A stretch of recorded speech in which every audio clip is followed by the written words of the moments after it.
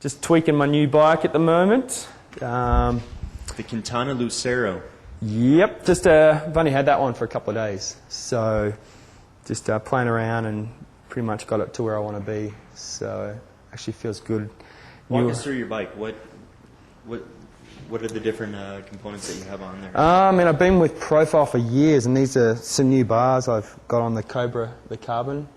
They're awesome. As I said, I've only had this for a couple of days, and they're so much stiffer than the ones I had. So that's been a really good change. I mean, I've been riding Quintana Roo for the last 5 years. And I sort of came off the Typhoon onto the Lucero last year, and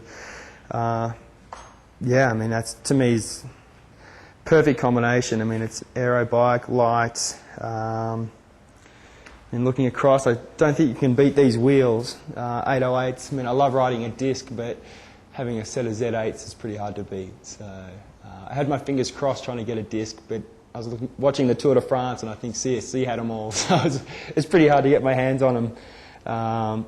Looking across at, I mean, Louis Garneau shoes, I think they've made some huge advances the last couple of years. I mean, carbon sole, light, breathable, and just trying out some Samson pedals at the moment.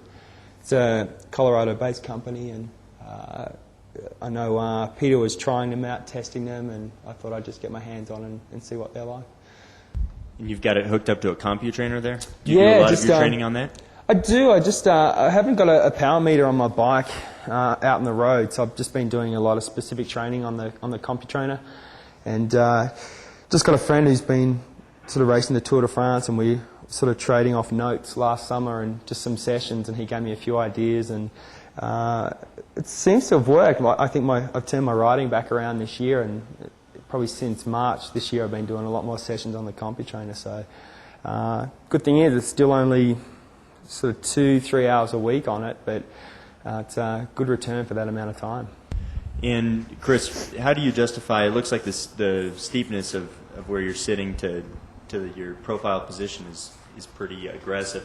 How do you go about getting measured for that position? I mean, through the VIS, the Victorian Institute of Sport, the AIS at home.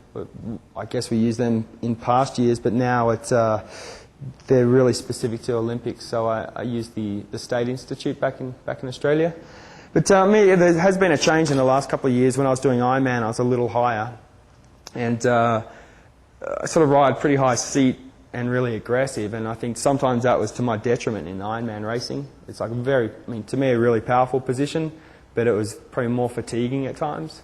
And I find that in a half Ironman, I can be really aggressive, keep low, and have my seat a little higher, and whether that's a true cycling position or not, it seems to work for me. And as I said, doing the half Ironman races, it sort of works. Is there just a lot of tweaking from riding so much, or did you get professional fits?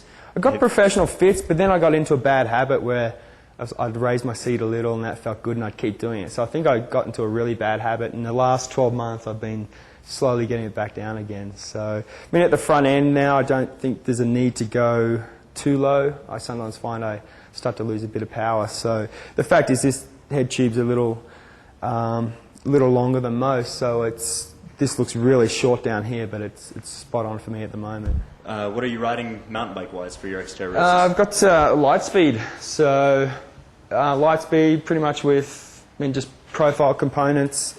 It's the Sawani dual suspension, and have an absolute ball on this. It's funny. I mean, people go to that series of racing and totally different mentality and feel about it, even with the race directors. And Xterra, that was your first race last year? No, I've done it coming off Hawaii a few times, but first time fresh. And I struggled technically. I mean, I was asked for some advice on tyres and tyre pressure, and I don't know, the guy wanted to kill me. So well, you had some problems with your bike also.